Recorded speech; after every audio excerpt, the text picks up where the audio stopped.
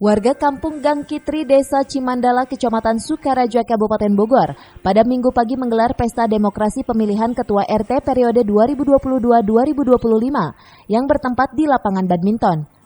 Antusias ratusan warga Kampung Gang Kitri RT 01 RW 02 sejak pagi berbondong-bondong mendatangi TPS untuk pertarungan pesta demokrasi pemilihan Ketua RT tersebut.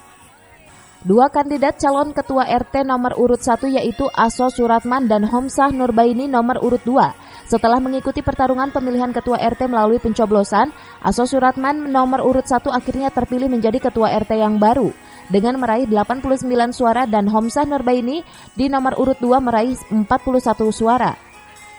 Ketua Panitia Penyelenggara Pemilihan RT Ahmad Santiazi mengatakan, kegiatan pemilihan RT tersebut sekaligus untuk melakukan sosialisasi kepada masyarakat dalam menghadapi pemilihan presiden, pemilihan kepala daerah, dan pemilihan